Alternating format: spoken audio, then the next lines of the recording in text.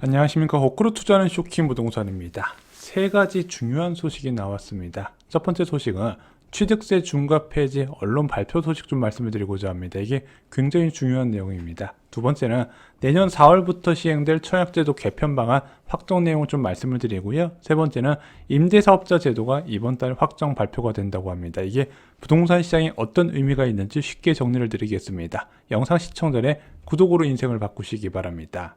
자, 첫 번째 취득세 중과 폐지 소식입니다. 이제 결국 올 것이 왔다 이런 분위기더라고요. 자, 기사 내용을 보겠습니다. 정부가 다주택자 부동산 취득세 중과세율을 2년여 만에 해제하는 방안을 검토하기 시작했다고 합니다.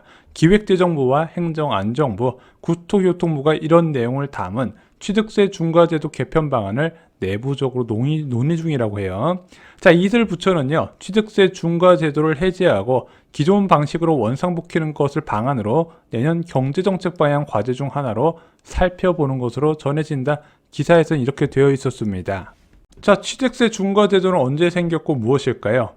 이 취득세 중과제도는 2020년 7월 12일 710 부동산 대책에서 포함됐던 내용입니다. 핵심은요, 기존의 주택 한 채 보유하고 있는 사람이 조정 대상 지역의 주택을 추가로 구입할 경우에 8%의 중과세율을 매긴다는 게 핵심이었고요. 만약에 2주택자가 추가로 주택 살 때 조정 대상 지역이면 12%, 비조정 대상 지역이면 8%를 적용한다는 내용이었습니다. 법인은 무려 12%를 내는네요. 그래서 투자 목적으로 주택을 사는 것을 취득 단계에서 차단하려는 게 이 취득세 중과제도의 핵심입니다. 제가 생각하기로는요, 가장 강력한 다주택자 유입 억제 수단입니다. 왜냐면 그 전에 종합부동산 대책에서 나왔던 거, 뭐 종합부동산세 중과를 하니, 아니면 양도소득세 중과를 하니, 장기보유 특별공제 혜택을 줄이니, 이런 쪽에서 아무리 세부담을 강화시켜봤자 솔직히 사는 것 자체는 못 막았거든요.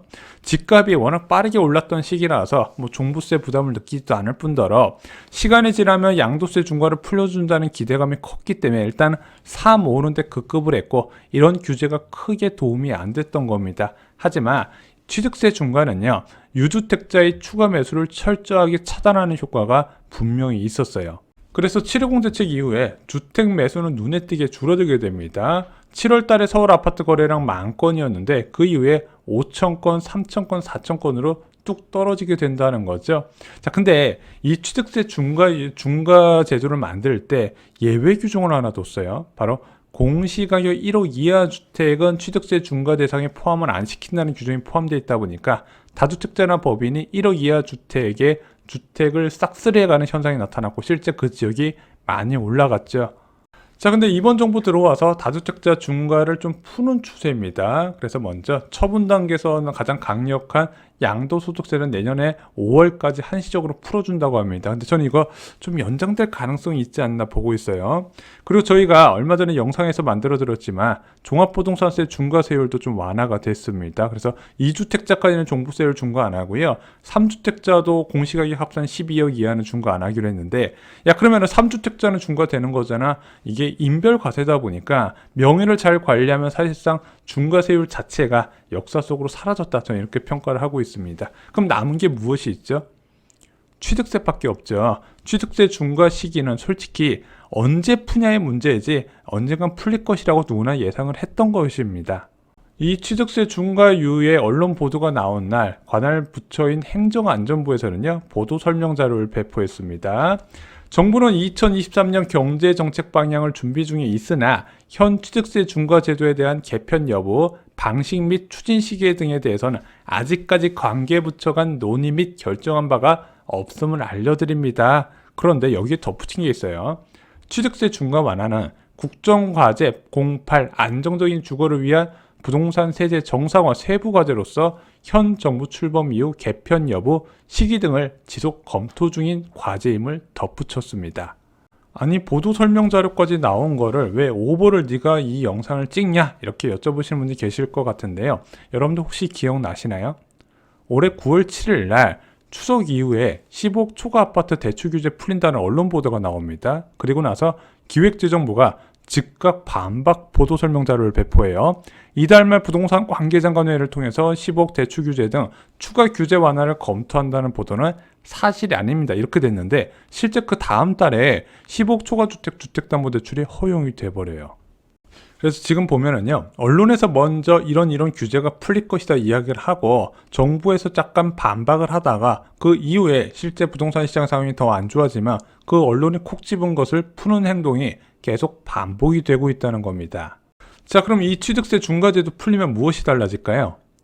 일단 간단해요. 규제 지역에 상관없이 주택수 늘리는 게 가능하다는 거죠. 현재는 만약에 서울에 주택을 한 채 보유한 사람이 추가로 하남시에 주택을 살 경우에는 8%의 취득세율이 적용되네? 그럼 1조 2주택 말고는 안 되는 거예요. 근데 이것이 풀리게 된다면 그냥 서울에 있는 사람이 서울에 집 한 채 더 사는 거, 서울에 있는 사람이 서울에 과천에 집 한 채 더 사는 거 자유롭게 처분 조건 없이 가능하다는 겁니다. 또한 유주택자가 규제 지역에 추가 매수하는 것도 자유로워지다 보니까 좀 더 부동산 시장에 투자 자본이 유입될 수 있는 환경을 만드는 것이다. 이렇게 보시면 될 것 같습니다.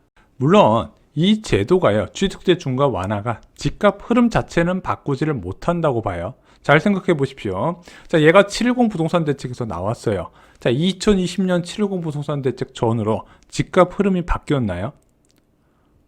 계속해서 상승 흐름을 유지하고 있었죠. 그래서 계속 말씀드리지만 집값 방향을 결정하는 것은 제도가 아닌 금리. 현재는요, 부동산 시장이 급격한 금리 인상과 여기에 따른 유동성 부족 프리미엄이 반영되면서 돈의 가치가 급등했고 부동산 가격이 하락하는 케이스입니다. 그럼 이 방향 자체를 바꾸려면 금리가 바뀌어야 된다고 계속 강조를 드렸어요. 하지만 이런 규제 완화 부분은요, 시장 반등 시기에 유동성이 유입될 수 있는 환경을 만든다는 겁니다. 지금 은행으로 예적금이 자금이 엄청나게 몰려가고 있죠. 영머니 무브라고 표현을 하더라고요. 근데 이것이 계속 예금과 적금에만 있을까요? 시간이 지나면 유동성 프리미엄이 빠지게 되고 또한 기준금리가 낮아지면서 사람들이 생각했던 예적금보다 더 낮은 금리를 제시하게 될 겁니다. 그때 이제 주택을 처분하고 현금을 보유하고 있던 사람들이 다시 부동산의 문을 두드리게 되는데 그 상황에서 취득세 중과라는 강력한 제도가 없게 된다면 사람들이 집값 상승 기대감이 높은 지역에 투자 수요가 유입이 된다는 겁니다. 지금 당장의 문제는 아니고 그 다음 어느 정도 유동성이 충분히 들어올 수 있는 환경이 조성되고 나서 그 다음 문제라는 거죠. 자, 두 번째 소식은요, 내년 1월 말부터 청약제도가 개편이 된다는 겁니다. 주택 공급에 관한 규칙 개정안 입법 예고를 40일간 둔다고 국토교통부에서 보도자료를 발표했어요. 자, 어떤 내용이 밝히는지 한번 살펴보겠습니다.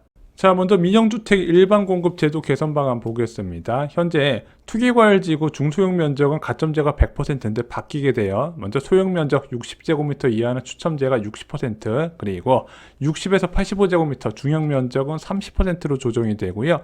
85제곱미터 초과 면적은 추첨제 비율이 20%로 오히려 더 줄어들게 됩니다. 조정 대상 지역도 바뀌게 되는데요.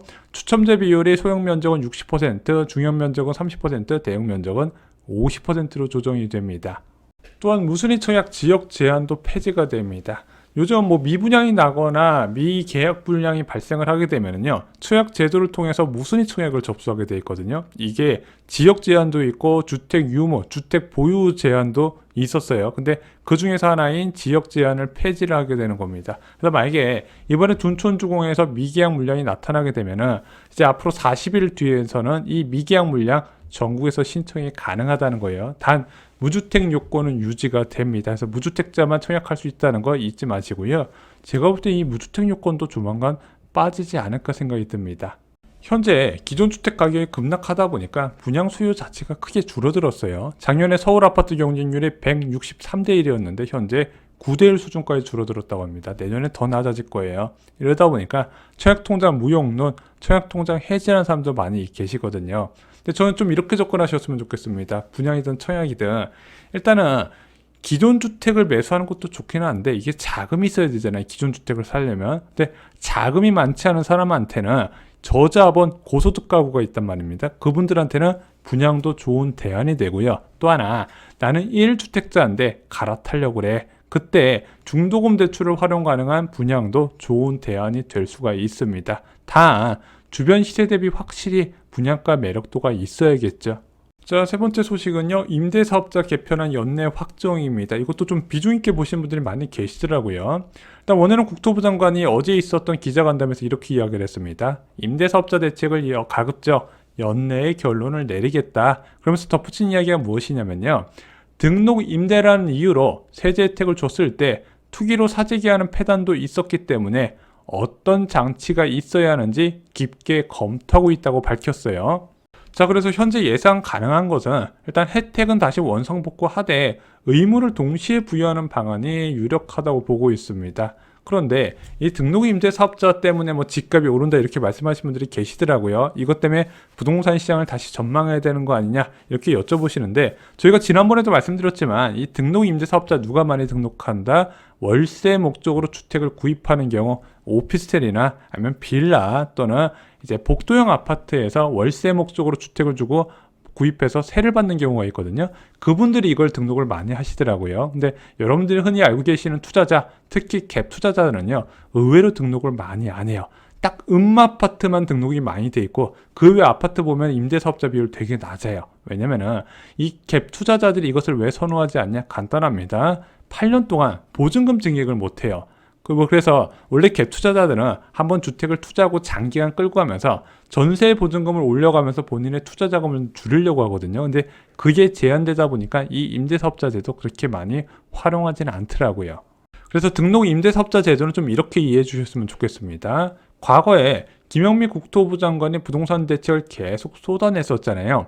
저금리 상황에서 수요가 계속 몰리다 보니까 규제로 이것을 수요를 차단시킬 필요가 있었던 거예요. 그러면은 저희가 어제 말씀드렸던 3대 규제, 대출 규제, 조세 규제, 그리고 거래 규제가 있는데 이것을 우회할 수 있는 수단이 있었어요. 첫 번째는 비규제 지역 투자, 일시적 2주택, 등록 임대 사업자, 법인 투자 등이 있었습니다. 그래서 이 부동산 대책이 나왔을 때 이런 우회 수단으로 통해서 투자 수요가 계속 유입이 됐었던 거예요.